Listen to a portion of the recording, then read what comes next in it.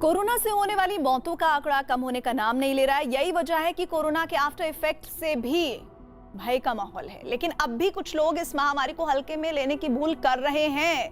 कुछ लोग आस्था के नाम पर कोरोना को दावत देते नजर आ रहे हैं। कुछ लोग शादी समारोह में भीड़ जुटा रहे हैं तो कुछ कोरोना गाइडलाइन की धज्जियां उड़ा रहे हैं। ऐसे लोगों से हम बार बार ये अपील करते हैं कि सुधर जाइए। कब समझेंगे कि कोरोना को रोकने के दो ही उपाय हैं, मास्क और 2 गज की दूरी।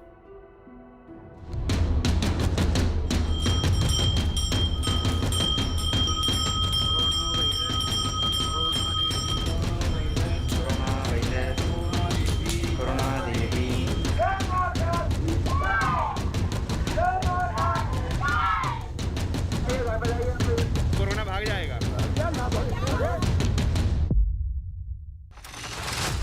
महामारी पर आस्था भारी।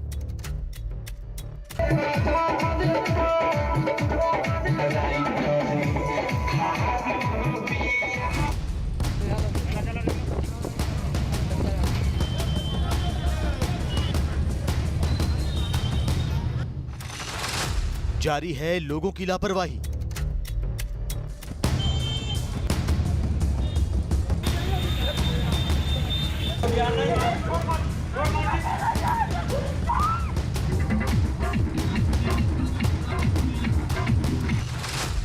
कैसे थमेगी कोरोना लहर? भारत में कोरोना के मामले भले ही कम हो रहे हों, लेकिन अब भी इससे होने वाली मौतों का आंकड़ा बहुत ज्यादा है। सरकार और प्रशासन कोरोना की दूसरी लहर पर काबू पाने के लिए लगातार काम कर रही है। इलाज की सुविधाओं में इजाफे के साथ साथ समय समय पर जरूरी दिशा निर्देश जारी किए जा रहे हैं। कोरोना गाइडलाइन का पालन करने के लिए लोगों को प्रेरित किया जा रहा है। लेकिन अब भी कुछ लोग लापरवाही का दामन छोड़ने को राजी नहीं है। अब भी कुछ लोग मास्क न लगाने और सोशल डिस्टेंसिंग की धज्जियां उड़ाने से बाज नहीं आ रहे। आ बैल मुझे मार की कहावत इन जैसे लोगों पर बिल्कुल फिट बैठती है, जो लापरवाही से अपनी और दूसरों की जान खतरे में डाल रहे हैं।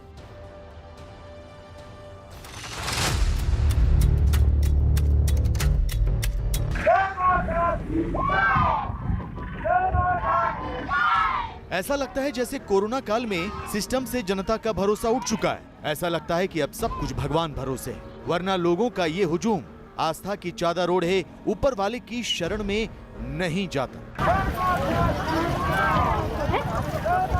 तस्वीरें मध्य प्रदेश के निवाड़ी जिले की हैं। यहाँ कोरोना गाइडलाइन पर आस्था भारी पड़ गई। गांव के एक शख्स को सपना आया कि मंदिर में देवी को जल चढ़ाने से कोरोना भाग जाएगा। फिर क्या था, कोरोना को दूर भगाने के लिए सैकड़ों की तादाद में महिलाएं, बच्चे, बुजुर्ग और युवा गाजे बाजे के साथ अछरू माता मंदिर की ओर चल दिए।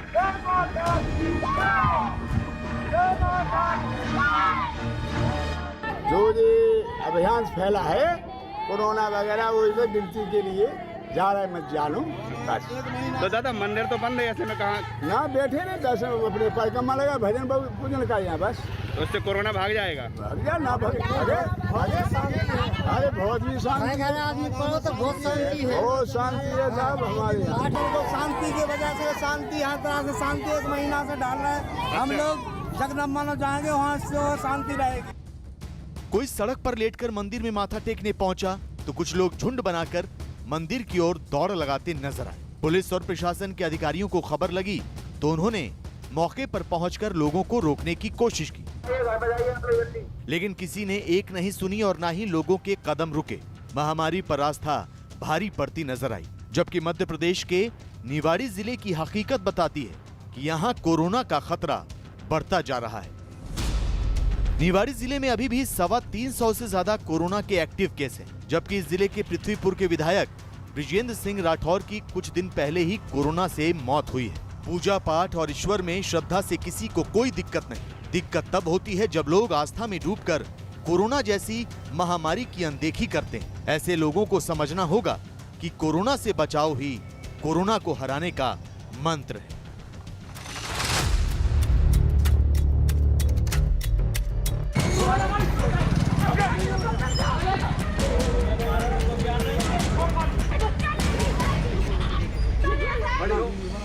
कोरोना को काबू में करने के लिए मध्य प्रदेश में कर्फ्यू लगाया गया है। पुलिस लगातार लोगों को मास्क पहनने और सोशल डिस्टेंसिंग का पालन करने की सलाह दे रही है।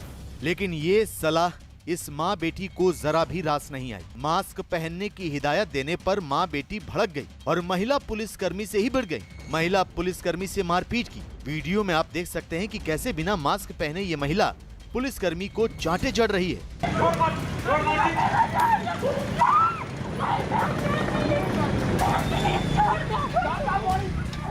कोरोना कर्फ्यू का पालन कराने के लिए ड्यूटी पर मौजूद पुलिसकर्मियों ने जब मां बेटी से बगैर मास्क के बाहर घूमने की वजह जाननी चाहिए तो दोनों महिला पुलिसकर्मी के साथ उलझ गईं। पुलिस ने जब दोनों को थाने ले जाने की कोशिश की तो मां बेटी ने मिलकर विरोध करते हुए जमकर उत्पात मचाया। पुलिस ने दोनों पर अलग अलग धाराओं के तहत मामला दर्ज कर लिया है।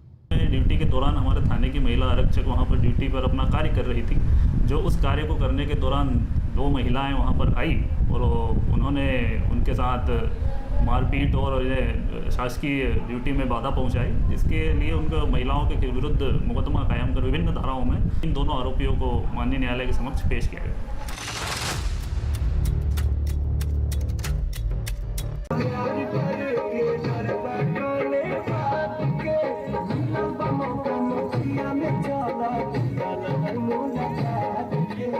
बिहार से आए दिन ऐसी तस्वीरें आ रही हैं। शादी समारोह में लोग कोरोना गाइडलाइन की धज्जियां उड़ा रहे हैं। नालंदा से आई ये तस्वीरें इसकी तस्दीक भी करती हैं। देखिए कैसे एक शादी समारोह के दौरान राज्य सरकार की रोक के बावजूद डीजे की धुन पर बार बालाओं से ठुमके लगवाए गए।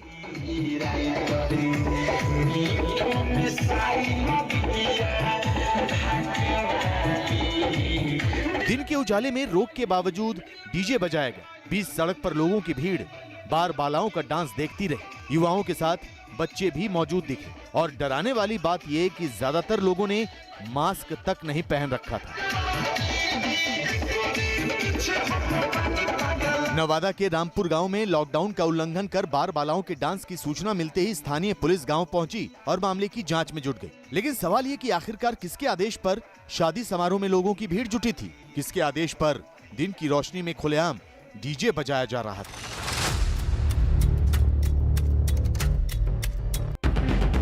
मध्य प्रदेश के भिंड में भी बिहार की ही तरह शादी समारोह में लोगों की भीड़ जुटी थी। लेकिन पुलिस ने कैसे इन बारातियों को मेंढक बनाया वो देखिए। यहाँ बारात में नाचने आए बारातियों को पुलिस ने सजा के तौर पर मेंढक बना दिया। इतना ही नहीं, सरेआम बीच सड़क पर मेंढक की तरह चलवाया भी। दरअसल शादी समारोह में करीबन 500 लोगों को निमंत्रण दिया गया था। पुलिस के पहुंचने पर 200 से अधिक लोग मिले। पुलिस को देखकर ये लोग भागने लगे, लेकिन पुलिस ने घेराबंदी करके कुछ लोगों को पकड़ लिया। बारातियों को भी पुलिस ने सजा के तौर पर मेंढक बनाया और कान पकड़कर सभी से उठक बैठक भी करवाई। इस मामले में पुलिस ने दूल्हा और टेंट मालिक पर एफआईआर दर्ज कर ली है।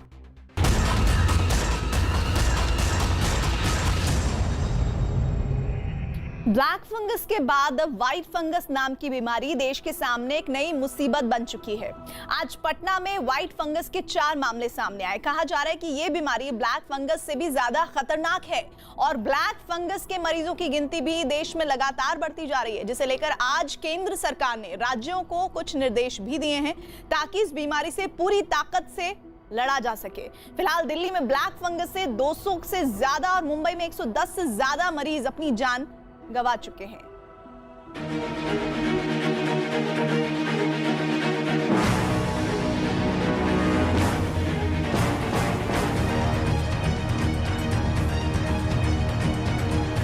अब तक ब्लैक फंगस की दहशत थी, अब व्हाइट फंगस ने बढ़ाया खौफ।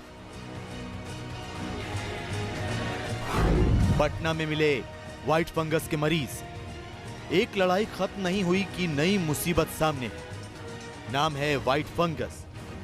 ये बीमारी क्या है, कैसे होती है, क्यों होती है, ये बाद में समझाएंगे। फिलहाल इतना समझ लीजिए कि ये बीमारी अब नई दहशत बन चुकी है।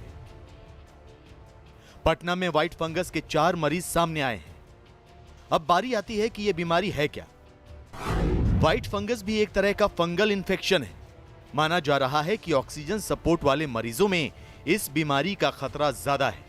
इस बीमारी में सबसे पहले फेफड़े संक्रमित होते हैं, जिसके बाद मरीज के नाखून, त्वचा, पेट, किडनी, दिमाग और मुंह के अंदर संक्रमण फैल सकता है। ब्लैक फंगस की तरह व्हाइट फंगस का भी सबसे बड़ा कारण है प्रतिरोधक क्षमता की कमी।